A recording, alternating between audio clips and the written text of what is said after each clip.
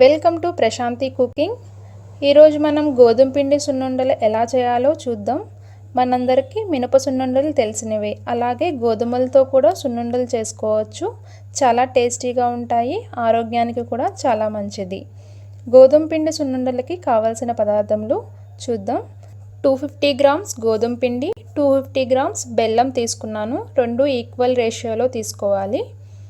నెయ్యి, dry fruits, జీడిపప్పు, బాదం పప్పు సన్నగా కట్ చేసుకున్నాను. ఇప్పుడు తయారీ విధానం చూద్దాం.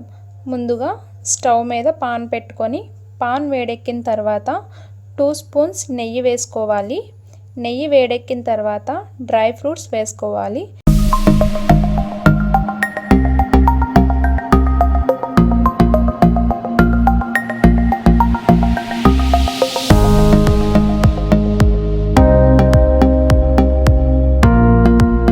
డ్రై ఫ్రూట్స్ వేగిన తర్వాత వీటిని ఒక ప్లేట్లోకి తీసుకోవాలి. పాన్ మళ్ళా స్టవ్ మీద పెట్టుకొని గోధుమ పిండిని వేసుకోవాలి. గోధుమ రంగు వచ్చేంత వరకు వేపుకోవాలి.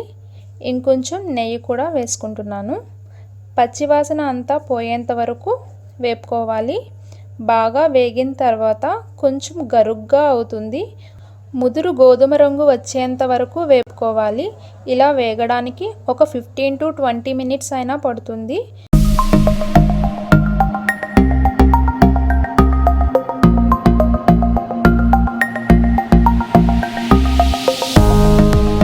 మీరు కనుక నా ఛానల్ కొత్తగా చూస్తున్నట్లయితే కింద రెడ్ కలర్లో సబ్స్క్రైబ్ అని వస్తుంది, దాన్ని క్లిక్ చేయండి. పక్కన చిన్న బెల్ ఐకాన్ యాక్టివేట్ అవుతుంది, దాన్ని క్లిక్ చేసినట్లయితే నేను ఎటువంటి వీడియోస్ అప్లోడ్ చేసిన నోటిఫికేషన్స్ మీ వరకు చేరుతాయి. చూసారా, నేను చూపించిన విధంగా వేపుకోవాలి. బాగా ముదురు రంగు వచ్చింది కదా. ఇప్పుడు స్టవ్ ఆఫ్ చేసుకోవాలి. దీనిలో తురుముకున్న బెల్లం వేసుకొని ఒకసారి మొత్తం కలిసేలా కలుపుకోవాలి. షుగర్తో కూడా చేసుకోవచ్చు. షుగర్తో చేసుకునేటప్పుడు షుగర్ పౌడర్ చేసుకుంటే సరిపోతుంది. కానీ బెల్లం ఆరోగ్యానికి మంచిది కదా, అందుకే బెల్లంతో చేస్తున్నాను. ఇప్పుడు ఈ మిశ్రమాన్ని ఒక పేపర్పై వేసుకోవాలి. వేసుకున్న తర్వాత చపాతీలు చేసుకునే కర్ర తీసుకొని కొంచెం కొంచెం నేను చూపించిన విధంగా నూరుకోవాలి. ఓపిక ఉంటే గోధుమలతో కూడా చేసుకోవచ్చు, కానీ చాలా ప్రాసెస్ కదా, అందుకే గోధుమ పిండితో చాలా ఈజీగా చేసుకోవచ్చు. ఇలా మొత్తం అంతా కొంచెం కొంచెంగా నూరుకొని పాన్లోకి తీసుకోవాలి.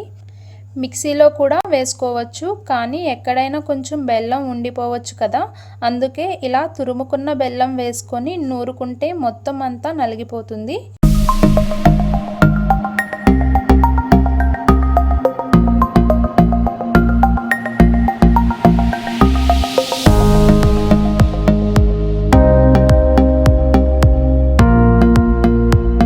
మొత్తం అంతా నూరుకున్న తర్వాత కొంచెం పక్కకి తీసుకొని కొంచెం నెయ్యి, డ్రై ఫ్రూట్స్ వేసుకుంటూ ఉండలుగా చేసుకోవాలి.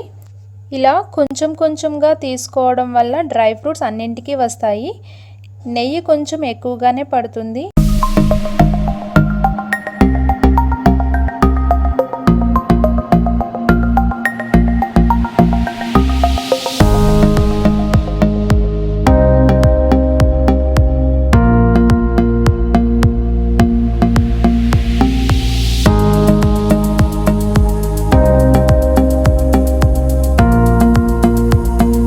ఈ విధంగా మొత్తం ఉండలుగా చేసుకోవాలి. చూసారా, గోధుమ పిండి సున్నుండలు తయారైపోయాయి. మీకు కూడా నచ్చినట్లయితే తప్పకుండా ట్రై చేయండి.